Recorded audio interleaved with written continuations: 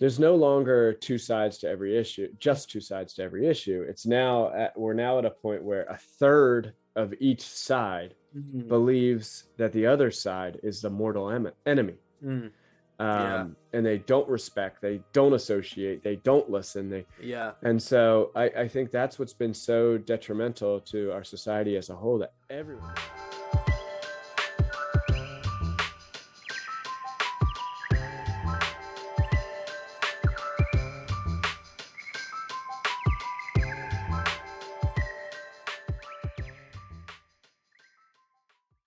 Welcome, right, everybody. Welcome to Razed Typical. The bi-weekly, I guess you'd call it, show. Yeah. We do it twice a month. Yeah, we do it twice a month. It's great. Yeah. And so we are here today. Ben, we've got a special guest today. Yeah, we do. He's a great guy. He was my former principal. Oh, okay. Speaking of principal, so let me introduce you to him. So Dr. Todd Bauer was a high school swim coach at Souderton area high school. Okay. And he was a math teacher. I don't know if you knew that. I did not. He's a great. I mean, my dad's pretty good at math, as you can tell. Yeah. And then he actually was assistant principal at Central Buck South High School. Oh. So okay. I actually knew that before. And then he went to be a principal at North Penn High School for the past 3 years. Right. So that was right after I graduated. Yeah. So it was after Mr. Hines. He took over Mr. Hines. Right. Mr. Hines was the principal before him. Right. So we called him the Bauer Hour. Oh, okay. Todd Father. Okay. The Todd Father. I like that too. That's good. That was back in our days. And then he got switched over to assistant superintendent of the North Penn School District, where he's now today. He actually likes Duke basketball and the Philadelphia Eagles, which I did not know. I mean, I did know. You like the Eagles, right? I love the Eagles. I did not know he was a Duke fan. That's interesting. Yeah. And he has two dogs named Riley and Duke, which is pretty interesting. Cameron and Brady are their kids. Okay. Yeah, so that's pretty interesting, too. Yeah. And Dr. Bauer loves hanging out with his wife, Nicole, and spending time with family. Yeah. Which is pretty incredible. And he loves skiing, which I had no idea, in Vermont and Pennsylvania. Okay. And fun fact about him, he has his own podcast called TimeForDinner. Oh, like dinner table, like turkey? No, I'm just kidding. Kind of like dinner, like it's time. It talks about equity. It talks about inclusion and equity. Yeah, so which is pretty cool. We'll talk about that, ladies and gentlemen. Please welcome my good friend from high school and the principal, Mr. Assistant Superintendent, Dr. Todd Bauer. Hey. Welcome. Thank you, gentlemen. Happy to be here with you this evening. Thank you. Yes, we are very happy to have you. As I said to you briefly before, we have a common theme on the show. Yes. And Ben really enjoys food, and so he's got a question about food. And I have a question that doesn't relate to food, but is a question that I think is really poignant for getting to know somebody. So I think this week, Ben, we'll start with my question, Go ahead. and then we'll do yours second. Yeah, absolutely. So for me, I think finding out what someone gets upset or angry about is a great way to really know them personally. So what's one thing for you, Dr. Bauer, that makes you angry? Wow. Well,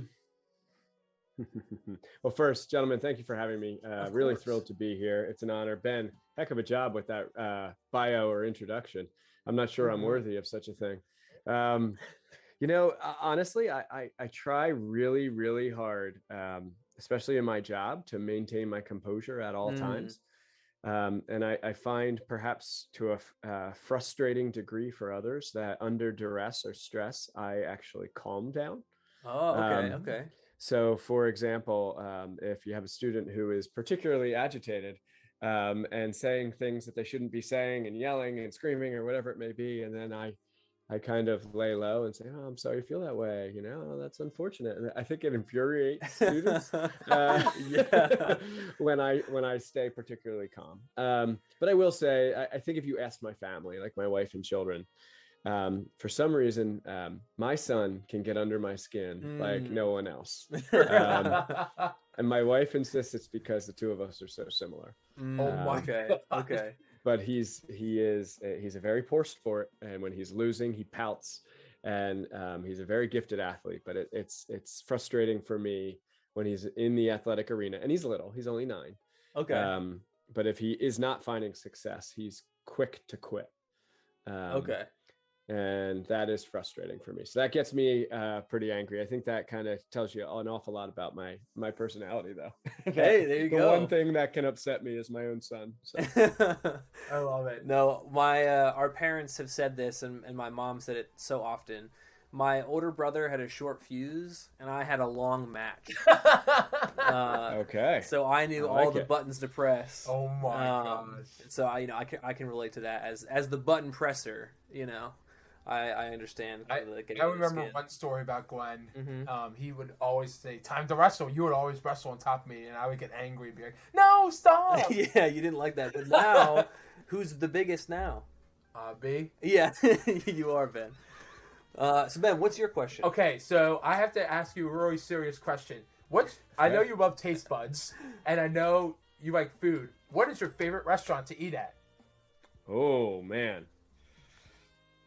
So I have two.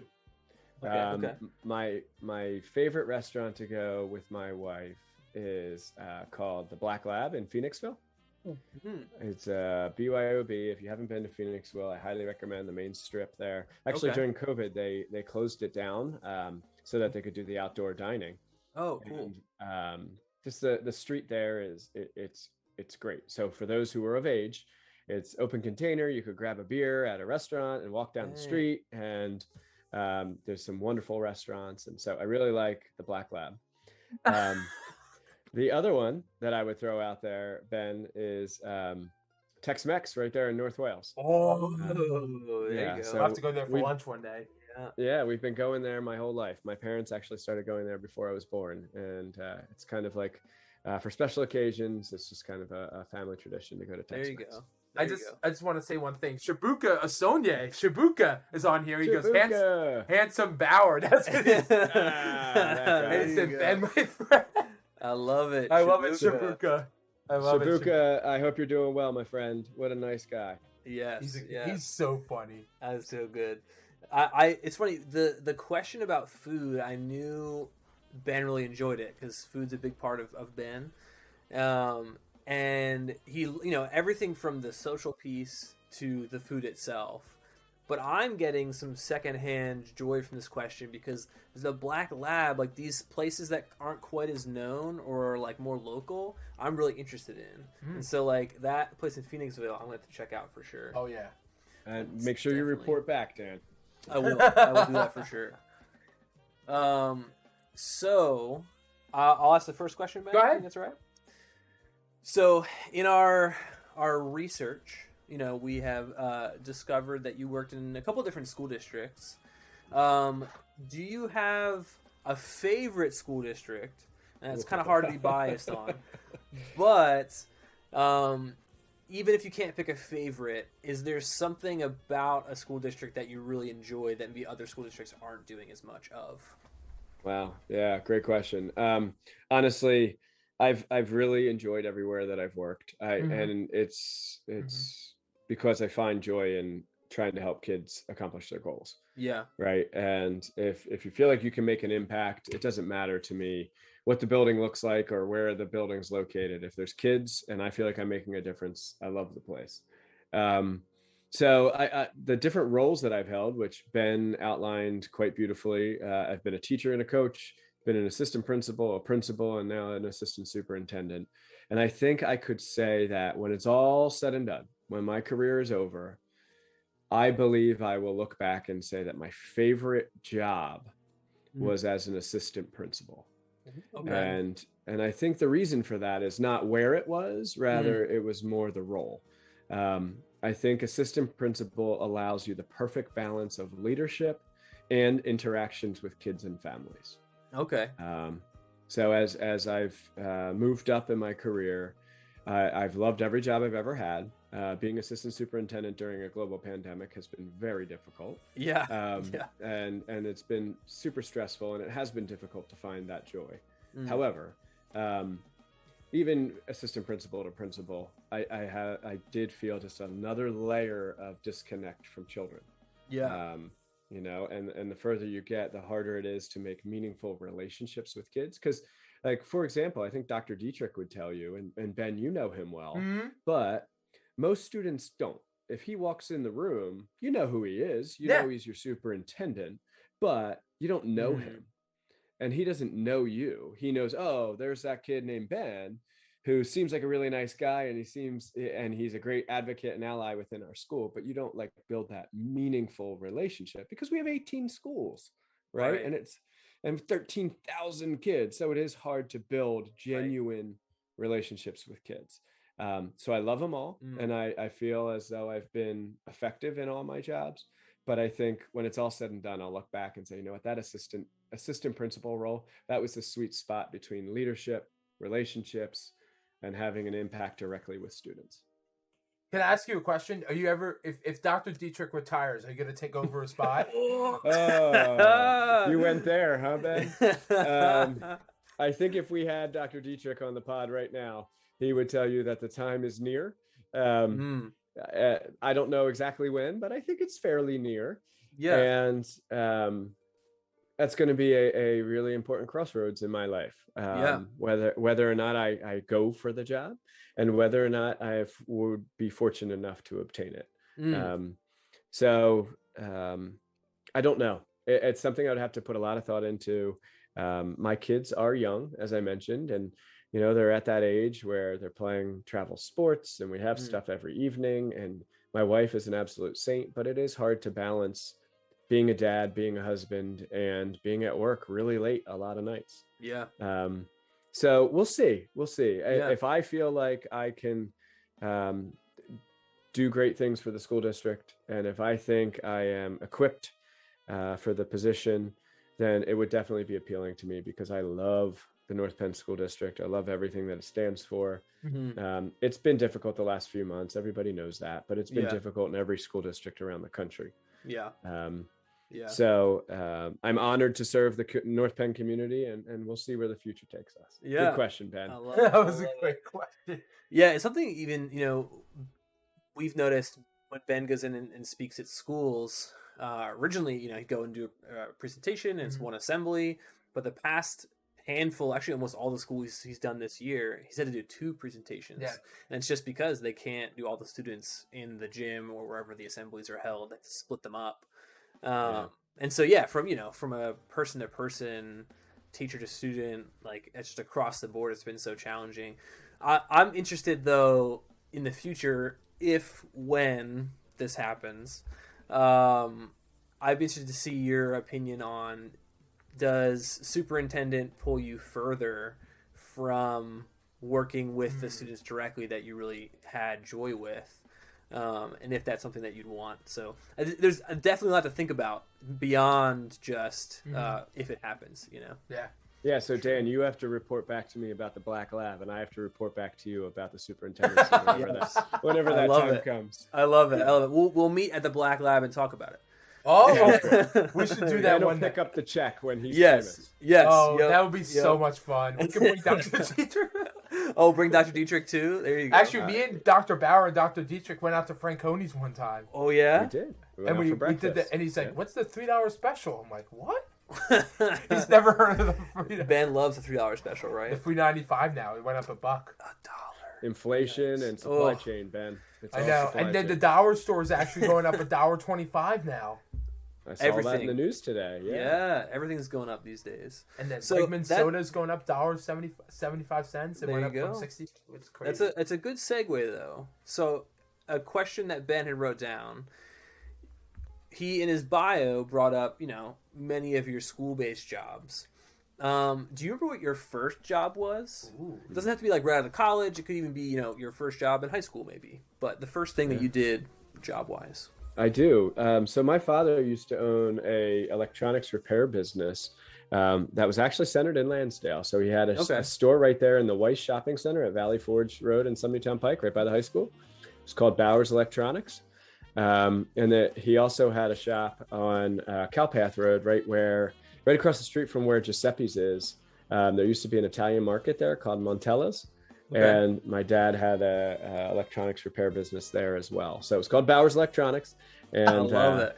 and I used to go to work for my dad. So fixing TVs, VCRs, camcorders, things like that, Laserdisc players. Oh, there you go. There you go. Yeah. So, and that's what I wanted to be when I grew up. I'm glad that I didn't pursue that though, because TVs got to a point where they were disposable. Yeah. Nobody fixes them anymore. They just buy new ones. So I chose to go into education. I majored in math in college. But the other job that I had during my teenage years and early college was I was a lifeguard. So I was a swimmer, and I did a lot of lifeguarding. I ended up working at a school for juvenile boys. Oh, cool. It was a residential place in Schwenksville called New Life Youth and Family Services.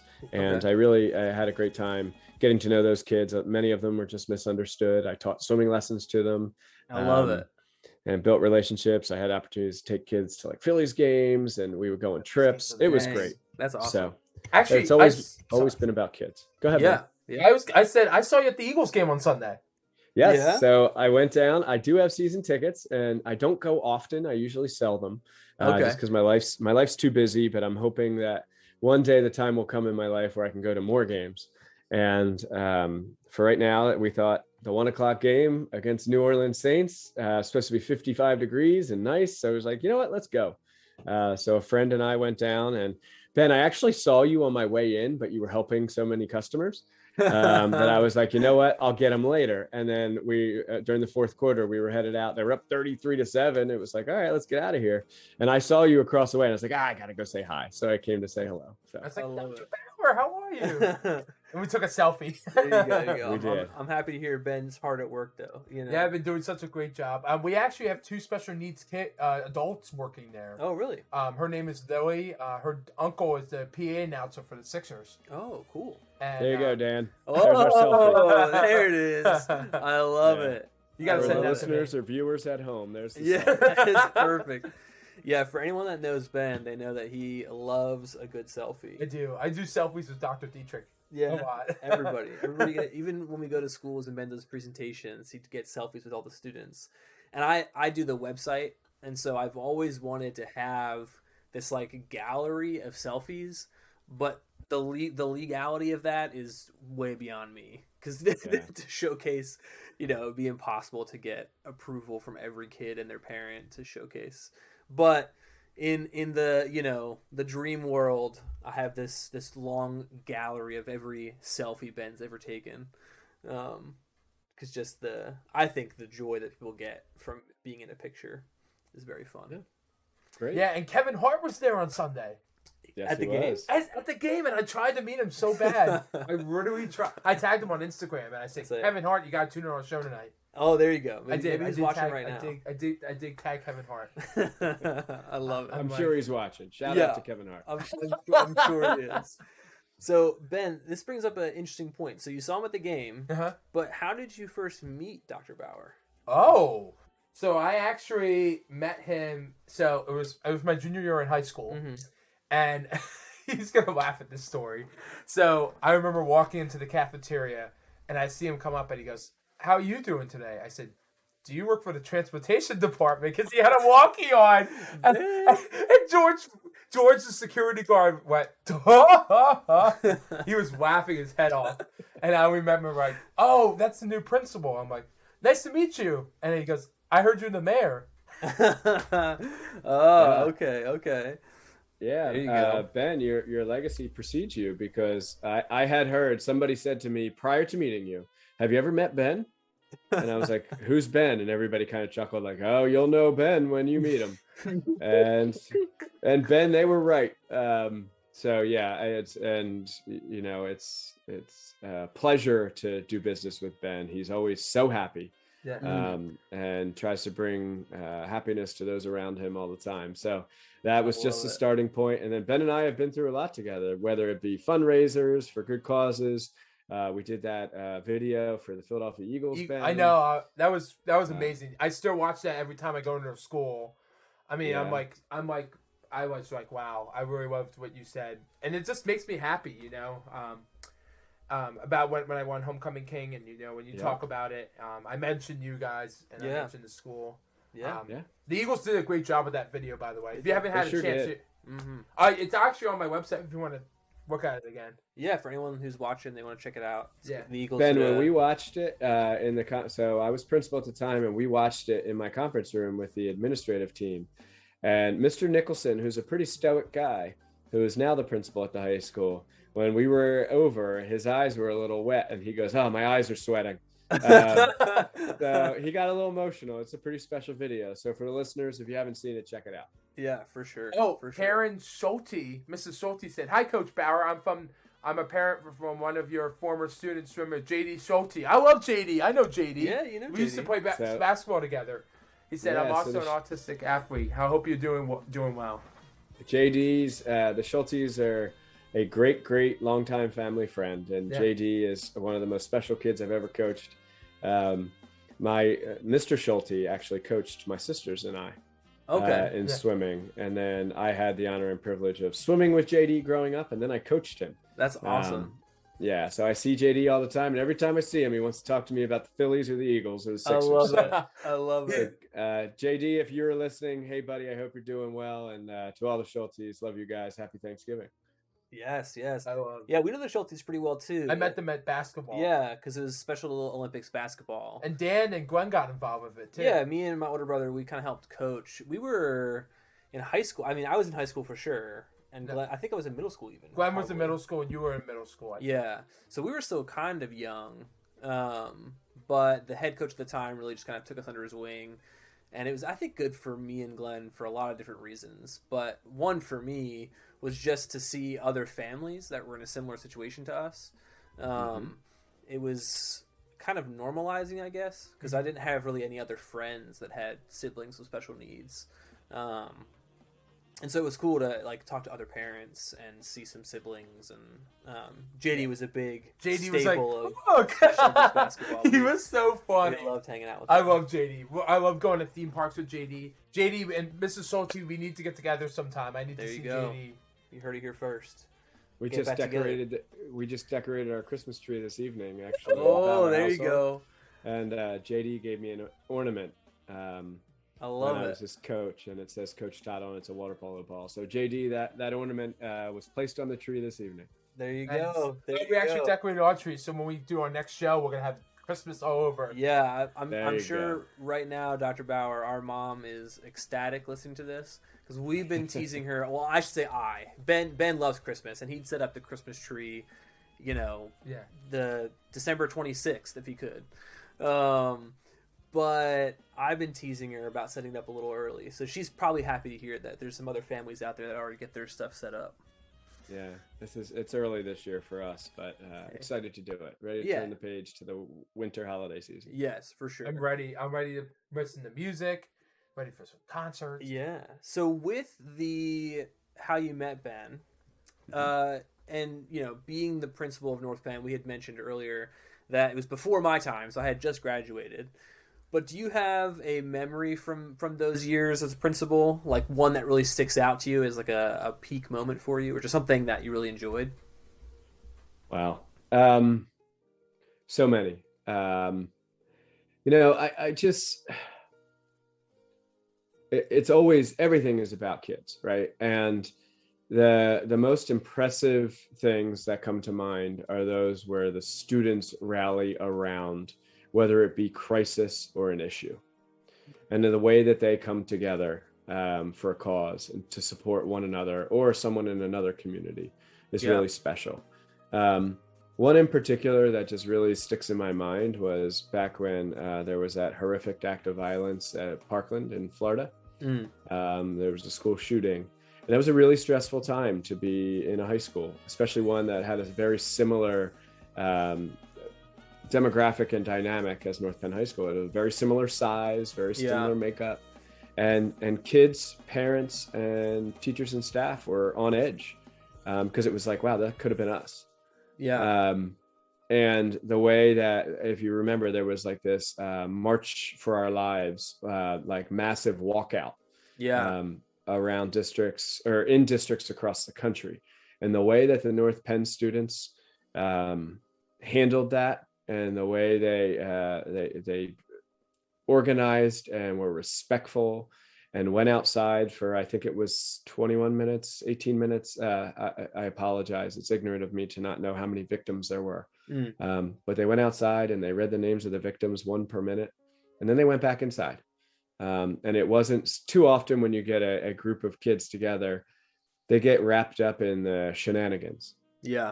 And that's not what this was. This was them honoring the victims and their families. And it was an act of civil disobedience, right? I mean, a protest, that's what it is. And our students took it very seriously. Yeah. I thought they did the families and the victims proud in doing it in such a classy and respectful and powerful way. So that's one that comes to mind. And honestly, every graduation I've ever been to stand there and see 1,000 kids graduate and all their families. And afterwards, you know, I grew up in a family where graduating not only from high school, but college and beyond was expected of me. And there was never a question of, were you going to graduate? Were you going to get great grades? Were you going to go to college and have a career? And to have the families that come up after graduation and the mom or the grandmom has tears in her eyes and is so appreciative of the opportunities, really makes me recognize things that I took for granted. So those are some of just the quick things that pop in my mind. And tragedies as well. You know, we have lost students, we've lost staff members. Just the way the community comes together is inspiring. Yeah, for sure. I remember the walkout. I was there that day. I was in Post 12. Okay. And that was really powerful, you know. I mean, I feel like, I think, you know, a lot of people just need to be more aware about what we need to do today. Yeah. And I think it's a great way.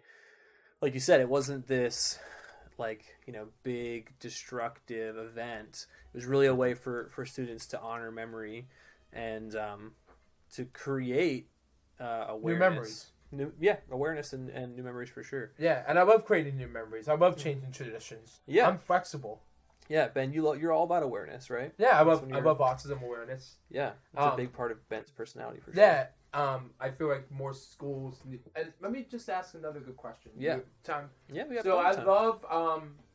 I listen to your podcast, Time for Dinner. Okay. I think it's incredible. Thank you. I think I want to be a guest sometime on your show. I didn't know. Look at himself. I didn't know what you want. I didn't know you like to ski. So what's your favorite part about the podcast and starting it? Yeah, there you go. Oh, wow. So the podcast is doing really well. Each episode gets somewhere in the neighborhood of 200 to 300 listens, which I love is really exciting for us. I would say that the best part has been the learning that has happened at my expense, quite frankly. As previously mentioned, I did grow up in what some would consider the all-American family, right? Two parents. We were all very good students. We were all athletes, scholarship athletes in college, quite frankly. And I lived a life of privileges. I never needed anything. And I am a product of that environment. And the amount of things that I have learned about different backgrounds and different experiences, and the friendship that I've developed with Dr. Dieg, my co-host, and the vulnerable way in which I can ask questions and learn in that format has been really awesome for me. So that's probably the thing that I love the most. And quite frankly, when I go into schools or I'm at the Backyard Beans in Lansdowne, and somebody says, "Hey, listen to your podcast," I'm like, "Whoa, okay." I love it. It's just, you know, silly to have a conversation. Dr. Dieg and I would often talk about issues of race and equity. And at one point she was like, she said, "I wish people could hear these conversations." So we started recording them and putting them out there. And now we have a couple hundred subscribers and over 5,000 listens. And so, yeah, it's great. It's not Ellen DeGeneres style like Ben over here. But we've had some pretty high profile guests, a couple celebrities and people who've been willing to come on for a good cause. And so it's been great. That's awesome. Yeah, it's something, you know, I talk about a lot, but a part of the show for us and something that we want to make clear is just open dialogue. I think it's awesome that you have that on your show, that it really was just, these conversations are great, and I wish we could, other people could hear us, and you're just like, all right. We're going to make that happen. Because I think that's a big part of society today, right? It's not where do I get my information, it's how do I get accurate information. And so in a world where everybody is consistently sharing their opinions on things that like maybe they don't need to share their opinions on, it's cool to have someone's input who like has the ability to share that opinion and really say, okay, I'm a part of this community, or I'm a part of this thing we're talking about, as opposed to just, two people that are so disconnected saying, oh, well, my opinion on that thing is this. I think we live in a society where not only are there polarizing opinions, but I heard a statistic the other day that I thought was pretty interesting. They said there's no longer two sides to every issue, just two sides to every issue. It's now we're now at a point where a third of each side believes that the other side is the mortal enemy. And they don't respect, they don't associate, they don't listen. And so I think that's what's been so detrimental to our society as a whole, that everyone, and both sides of issues have lost the ability to have civil discourse where we can like disagree, and that's okay. Like you can sit and talk about things and we could disagree on an issue, but we could still shake hands and go have dinner together. I like that. We've really, really lost that ability as a society, and it's sad, but yet you see it in kids. Kids can do it. Adults can't. Adults, it's like they judge each other by what news channel they watch. And is it right? Is it left? Is it extreme right, extreme left? Right, exactly. Rather than listening to understand, rather than listening to respond, right? Everybody needs to respond and spit venom at one another. We would be in a better place if everybody was like Ben. Where they just listen and they celebrate people's differences and they say, oh, that's interesting, tell me more. Right. Exactly. Rather they turn their head and thumb their nose at one another because they don't agree. So do you want me to read this from Megan? Or do you I'll sum it up a little bit. Yeah, that's fine. But yeah, one of our listeners, Megan, she lives in Florida, and she said that she remembers that the Valentine's Day where that tragedy happened, and then she said there's a way to donate for orange ribbons for Jamie. So Megan, if you want to maybe put that link, we can throw that up on our website or something later. We appreciate that for sure. But yeah, I remember I had a conversation with a good friend of mine. I spent half of a year in Japan, and the guy who was doing the same program as me is Korean, and he lived in Korea most of his life, and then moved to the States, I think, in his late teens. And he was 30 at the time of this program that we were doing, and we were talking one day, and he was like, something I find very interesting about, he said, this is his words, his interactions with white people is the idea that every conversation he has had has always been, I'm listening so that I can say the next thing. And I was like, that's so weird to me, because for me, that's what conversations are. It's like, all right, you're talking to me, I'm listening to what you're saying, I need to formulate my next speech pattern. All right, I know what I'm going to say next, great. And like, that's the conversation. But he said growing up, every experience he had in Korea was the person that's talking just talks until they're done talking. And then there's time to think and formulate, and then you respond, as opposed to this immediate back and forth. And it's just very eye-opening to me that obviously cultures are very different, but it was crazy to think about just the way you speak in a conversation can be so drastically different. So once again, open discourse, I think, is huge and something that we need more of for sure. Agreed. Beautifully said. And I think we're all guilty of that, is just trying to jump in, trying to respond, trying to, rather than just sit back and listen, and learn from one another. So that's an interesting perspective. I appreciate it.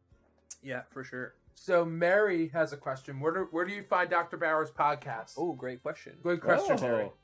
So, Mary, thank you for the shameless plug there. Wherever you get your podcast, I think it's available. So whether it be Google Podcasts, Apple Podcasts, Spotify, Sweet, iTunes, you can find it anywhere. But it is Time for Dinner, one word.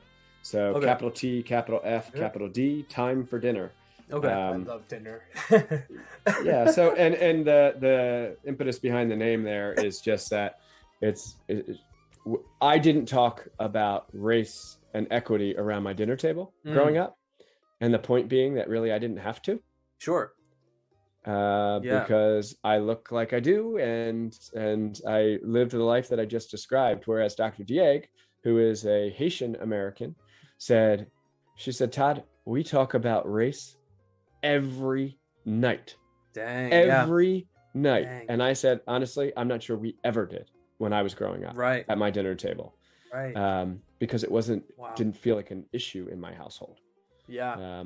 So we said, this is what everyone they should be having these conversations. And so we said, this is our dinner table. So it's time for dinner. And that's where the name came from. I love it. Yeah, that's something that is actually great because that's one of Ben's questions was where the name came from. So that's perfect. But what I'll do as well, Mary, is I'll get all those links. And on Ben's website as well, I always put like a little bios about our guests after they've been on the show. And I'll attach all your links to that bio as well. That'd be great. Thank you. So that all that is We'll there. promote your show on the website. Of course. I'll get you guys, Ben and Dan, I'll get you guys some swag. We have some T-shirts and things. There we go. I love it. That's what it's all about. We had somebody ask us last week, actually, if we have shirts. And so as like the art guy, I'm like scribbling designs and I'm like trying to figure out what I want to. We don't have any Christmas ornaments this year. We don't have anything set up yet, but we'll come back to me in a couple weeks and we'll have something. Yeah, maybe in the new year. Yeah, that's the goal. Okay. That's the goal. So from the school side of it, I know you mentioned the jobs were different from principal to assistant superintendent. What's one thing that you really had a hard time handling that change from one job to the other?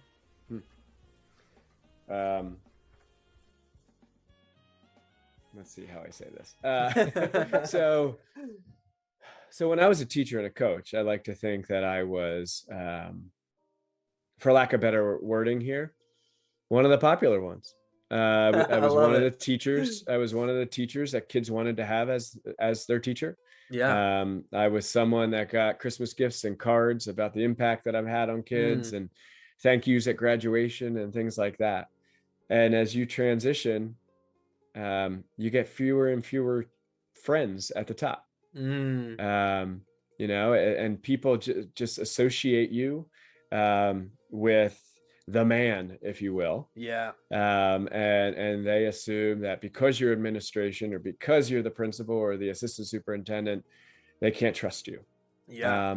And that's really hard for me to understand and wrap my hands around because I was a person that people leaned on and trusted innately. So that's one thing I definitely struggled with. And in particular, going from CB South to North Penn, and North Penn's so big that it was really hard to gain the trust of everyone, not the kids. Yeah. Not the kids. Kids trust you. I think I did enough, and kids were like, he comes to everything. We see him at events. He's there for us. He works with us. He's a reasonable guy. It's the adults that work there and the parents that it takes time. And I like to think that I've earned their trust at this point, 7 years in now.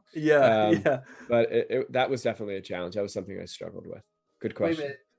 I have the North Penn mug here. Oh, there you go. Oh, there you go. Dream big, achieve greatness. Dream big, achieve greatness. I still have that. I think Mrs. Hankels gave me that. There you go. Karen Hankels. I love Mrs. Hankels.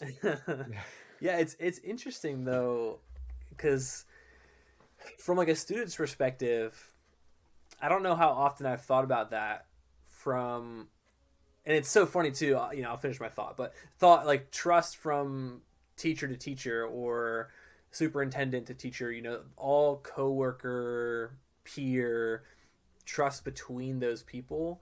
As a student, it kind of felt, I guess, a little more like disconnected, as like, you know, each teacher kind of had their role as opposed to being this one, you know, giant thing. But now my training and job path are all in like team development and group development. And so it's funny to think about how like my path and desire is to see groups come together. Yeah. But growing up, I didn't really think about how the teachers interact with each other, and how that is also, you know, one big microcosm, if you will. So very, very interesting thing that I'm surprised I never thought of, but you know, all learning new things. Yeah. The social dynamics of the workplace, right? Yes, exactly. So I actually have a question about dreaming big while we have it. You and Dr. Kurt Dietrich have a lot about dreaming big at North Penn. And I love your slogan, Dream Big, and I think that's incredible. So my passion at our show is about dreaming big. How can we help common people with achieving their dreams? There you go.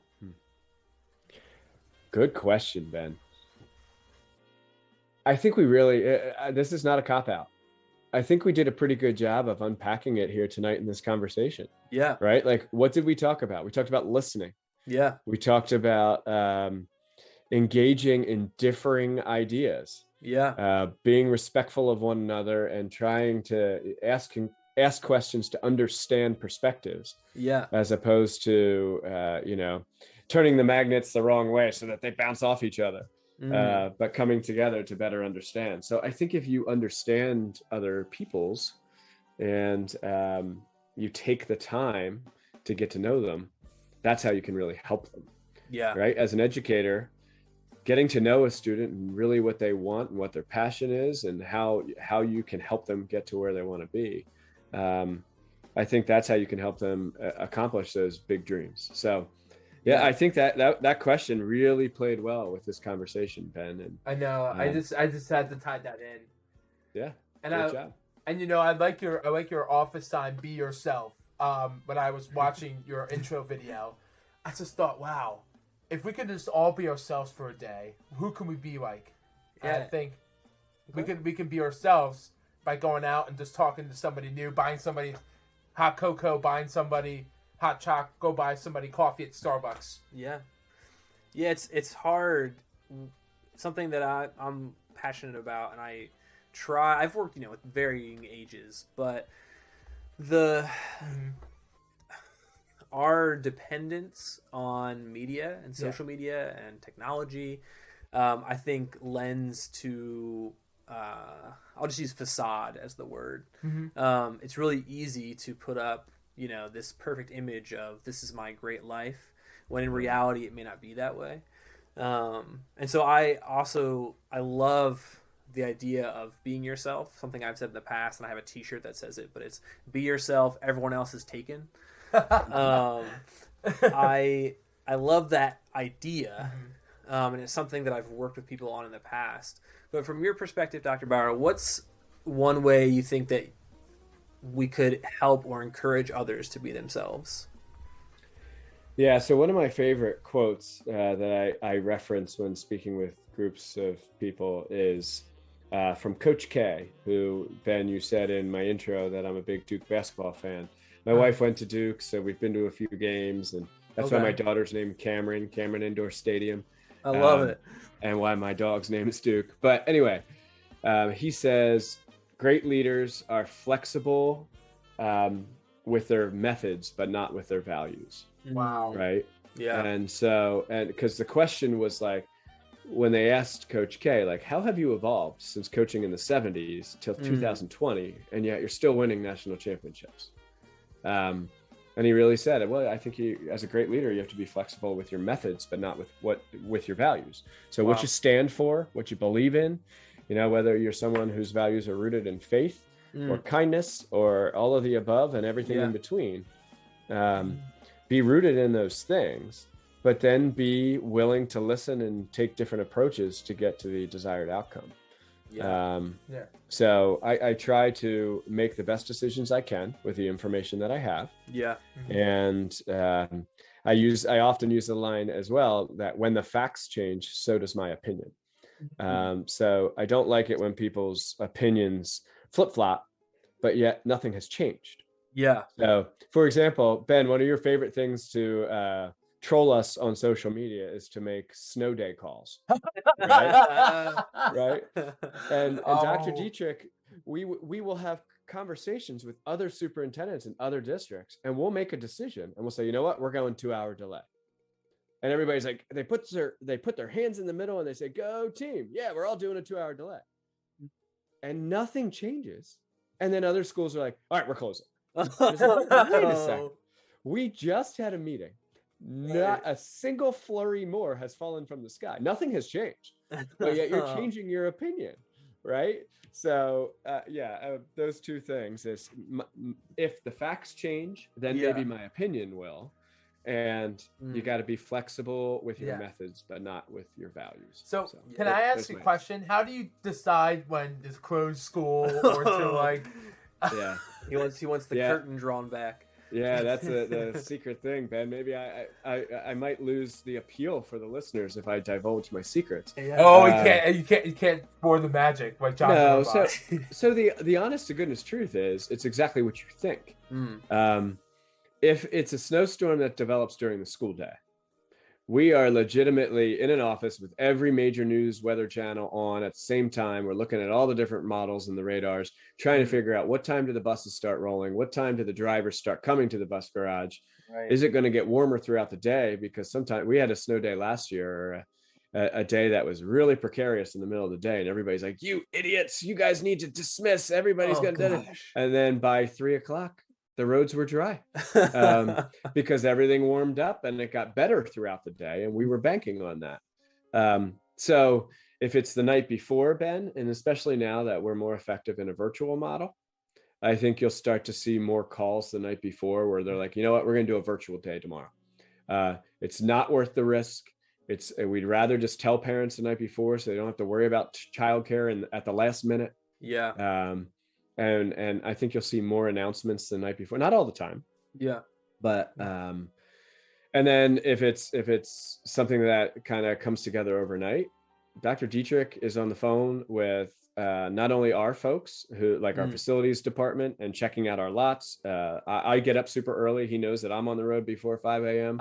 So he'll call me and he'll just say, you know, how is it in Lansdale? Right. And then we also converse with the other schools, and in particular, those that go to our tech school, Ben. Mm-hmm. So in North Penn, North Monco serves North Penn, Souderton, Perk Valley, Wissahickon, and Methacton. And students from all 5 districts go to North Monco Technical Career Center. And so we try to be unified in our decision-making because those kids all go to that same school. And if the Souderton kids go, but the North Penn kids don't, and you know, then all of a sudden you have an issue because these kids came, these kids in, you have a couple hundred kids who are behind. So it's all what you think it is. Do we drive the roads? Yes. Do we watch the weather? Yes. Do we try to time it? And the one misnomer which cracks me up is everybody always says, did they start making lunches yet? Okay. Everybody said if they start making lunches, they won't throw those lunches out. So they're going to keep us if they started making lunches. That might be a bit of a misnomer, but all in all, it's exactly what you think it is, and we try to take a bunch of data points into consideration. Because I remember one time you went on the announcement, you said, "Please pardon this interruption. We would be dismissing early," and I got excited, and the teacher was like, "I'm down, Ben." I remember a few tweets from Ben Hartranft when I was the principal that said, "Call it hashtag call it Kurt and hashtag do it Dietrich." I believe that was Mr. Ben Hartranft trolling the superintendent. I remember messaging Mr. Gilmore, and he was like, "All right, fine, 2 hours away." You'll enjoy this though. So now that Ben speaks in schools, I tease him because if there's a snow day now on a day he has to present, like, oh, sorry, Ben, you can't go present now because the school's closed. So he used to cross his fingers for snow delays, and now he crosses his fingers hoping they're not canceled. Oh, so the shoe's on the other foot now, huh, Ben? He's getting a taste of the other side, you know? Yeah, too funny. Yeah. But yeah, that's so true. I love snow days. I remember me and Dan used to play in the snow. We used to make our own ice hill down the ice. We've got a pretty good hill in our backyard, so we definitely enjoyed snow days when we got them. And people, I think students specifically enjoy a day off from school. Hey, I'm sure the teachers sometimes enjoy it too. And so do the assistant superintendents, right? Yeah, right. Exactly. It's definitely a rite of passage, and I think we're committed to kids having a snow day or two. Sure. It's exciting, and it's part of being a kid. Like, go outside and play, and no school today. All right. Yeah. But now that we have the technology and the capabilities, there's no reason to have 5 snow days. Right. But two days where it happens, it's exciting, and it's important family time, and so I think we'll have a couple snow days this year. I hope. I love it. And then I just remember one of them, and then we'll switch topics. Yeah. I remember one of them, I was like, oh, come on. I remember watching the TV the night before, and I was like, yes! And I just remember sometimes I get the text alerts from NBC 10, and I'm like, yay! Yep. I remember some nights where, once again, I think Dr. Bauer, you'll enjoy this. My older brother Glenn and I, we would take Christmas songs and change them into Ben's going to school songs, because he often wanted snow days, and we found it fun to tease him that he was going to have to go to school. And so we always go, Ben's going to school, Ben's going to school, Ben's going to go speak, Ben's going to go speak. So he, even now that he's out of school, will sing that every once in a while. But there's still dance school when it snows. That's true. What are big brothers for, right? Right, exactly. That's our job. But hey, we're actually, which is crazy, we're reaching the end of our time. I want to say, before we get into our last question, once again, thank you so much for coming on the show. Thank you so much again. Bauer. It has been an awesome conversation to get to talk to you. I think it was a great conversation. Yeah, and just like I said, pull the curtain back a bit, but also kind of hear from you, kind of how you got to where you are. And it's a good idiom, Dan. Pull the curtain back. Pull the curtain back. Yeah, I'm going to use that idiom. I love it. I like the idiom word. That's a good word. That's what I wrote for Mrs. Burns. Shout out to Mrs. Burns from North Penn High School speech therapist. There you go. Actually, first angel, Miss Paula. She taught me how to talk. Yeah. So I have to give credit to her speech before therapist. I give credit to Mrs. Burns. Okay. Well, I can give credit to both. I should give credit to both. I should. So the question that I usually like to end the show on, and it we've kind of hit it a bunch of times already, but ultimately the show is about sharing your experiences, and we want to give people a platform to share their experience.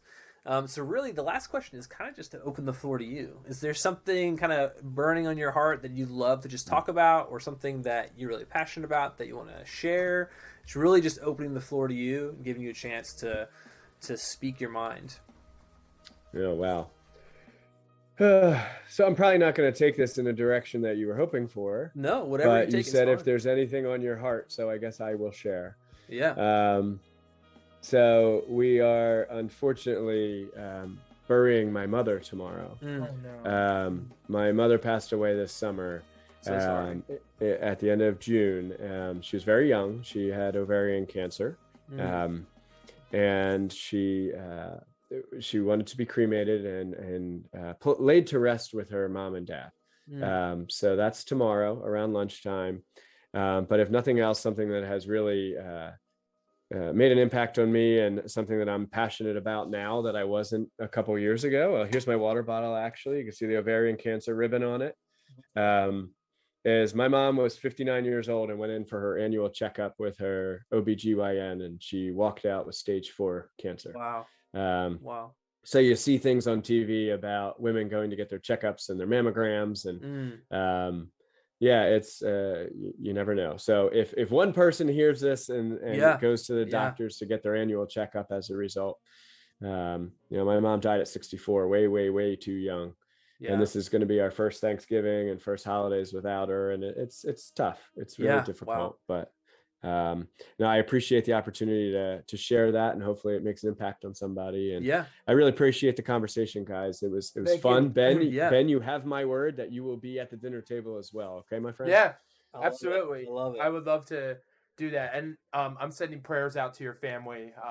Thank you. If you ever need anything, just let me know. I just would love to send you a card, or you can definitely viewing or whatever. For sure. You got it, Ben. Means a lot to me. You know that. Thank you. Once again, Dr. Bauer, thank you so much. Really appreciate it. And I'm going to end with my quote. Having autism is not a bad thing. It doesn't characterize who we are. Everybody is unique and special, just like a rainbow. Thank you, Dr. Bauer, and to the North Penn School District. Dream big and be successful. This is Ben and Dan from Razed Typical. Happy Thanksgiving, everybody. Don't eat too much turkey. I'm just kidding. I'm going to eat Take care, everyone. I'm just kidding. I'm kidding. I want to eat Pokemon.